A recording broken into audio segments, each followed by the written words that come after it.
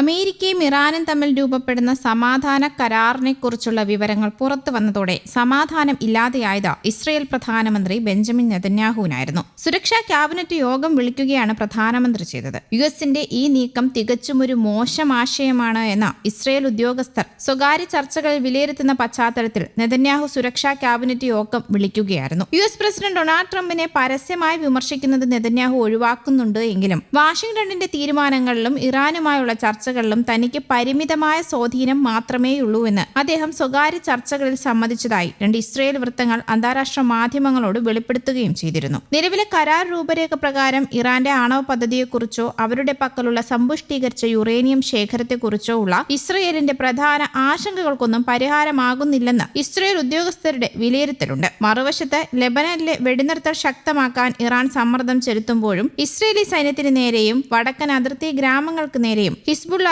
Drone UAV ആക്രമണങ്ങൾ ശക്തമാക്കിയിരിക്കുകയുമാണ്. ഇത് നെതന്യാഹുവിനുമേൽ കടുത്ത ആഭ്യന്തര രാഷ്ട്രീയ സമ്മർദ്ദം സൃഷ്ടിക്കുകയും ചെയ്യുന്നുണ്ട്. വിമർശനങ്ങൾ ശക്തമായതോടെ തിങ്കളാഴ്ച നെതന്യാഹു ഒരു വീഡിയോ സന്ദേശം പുറത്തുവിട്ടിരുന്നു. ഹിസ്ബുള്ളയുടെ ശക്തമായ ഡ്രോൺ ആക്രമണങ്ങൾക്ക് മറുപടിയായി ലെബനനിൽ ഇസ്രയേൽ സൈന്യം ആക്രമണം ശക്തമാക്കുമെന്ന് അദ്ദേഹം പ്രഖ്യാപിച്ചു. നമ്മൾ തിരിച്ചടികളുടെ ആഘാതവും തീവ്രതയും വർദ്ധിപ്പിക്കണം. അവരെ നമ്മൾ നിർണായകമായി തകർക്കും, നെതന്യാഹു വീഡിയോയിൽ വ്യക്തമാക്കി. അമേരിക്കൻ ചർച്ചകൾ ഒരു വശത്ത് നടക്കുമ്പോഴും അതിർത്തിയിൽ യുദ്ധവീര്യം കുറയ്ക്കില്ല എന്ന സന്ദേശമാണ് നെതന്യാഹു ഇതിലൂടെ നൽകുന്നത്. അതേസമയം തങ്ങൾക്കെതിരായി വീണ്ടും വ്യോമാക്രമണമുണ്ടായാൽ അമേരിക്കയ്ക്കും ഇസ്രയേലിനും മുൻപത്തെക്കാൾ ശക്തവും കഠിനവുമായ തിരിച്ചടി നൽകുമെന്ന് ഇറാൻ വ്യക്തമാക്കുകയാണ്. സായുധ സേനയുടെ മുതിർന്ന വക്താവ് അബുൽ ഹസൻ ഷെഖാർച്ചിയാണ് ഇക്കാര്യം വ്യക്തമാക്കിയത്. മേഖല മറ്റൊരു യുദ്ധത്തിലേക്ക് നീങ്ങുകയാണെങ്കിൽ ഇറാന്റെ പ്രതികരണം പ്രാദേശിക അതിർത്തികൾക്ക് അപ്പുറത്തേക്ക് നീളുമെന്നും അദ്ദേഹം വ്യക്തമാക്കി. ഇറാന്റെ ഔദ്യോഗിക വാർത്താ ഏജൻസിയായ ഫോസ് ആണ് ഈ വാർത്ത പുറത്തുവിട്ടത്. ഹോർമുസ് കടലിടുക്ക് സമീപമുള്ള ലാരാഖ് ദ്വീപിന് തെക്ക് ഭാഗത്തായി ഇറാന്റെ കപ്പലുകൾക്ക് നേരെ അമേരിക്കയും ഇസ്രയേലും സംയുക്തമായി വ്യോമാക്രമണം നടത്തിയതിന് പിന്നാലെയാണ് ഇറാന്റെ ഈ കടുത്ത പ്രതികരണവും എത്തിയത്.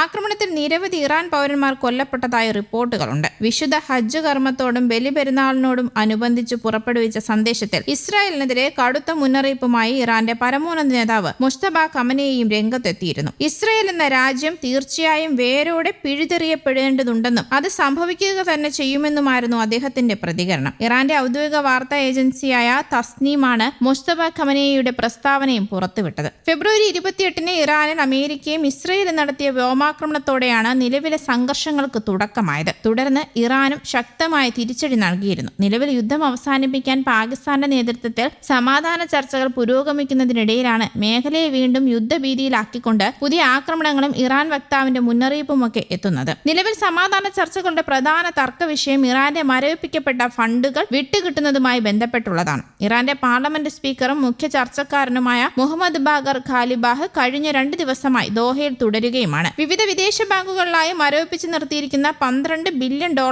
വരുന്ന ഇറാനിയൻ ആസ്തികൾ ലഭ്യമാക്കാനുള്ള സുരക്ഷിതമായ മാർഗങ്ങൾ കണ്ടെത്തുകയാണ് അദ്ദേഹത്തിന്റെ പ്രധാന ലക്ഷ്യം. കൂടാതെ ഇറാന്റെ ആണവ പദ്ധതിക്ക് പുതിയ നിയന്ത്രണങ്ങൾ ഏർപ്പെടുത്തുന്നതിനായി മാറ്റിവെച്ചിരിക്കുന്ന 60 ദിവസത്തെ കാലയളവിൽ ഇറാന്റെ എണ്ണ, പെട്രോകെമിക്കൽ കയറ്റുമതിക്കുമേലുള്ള ഉപരോധങ്ങളിൽ ഇളവ് നൽകണമെന്നും ഇറാൻ ആവശ്യപ്പെടുന്നുമുണ്ട്.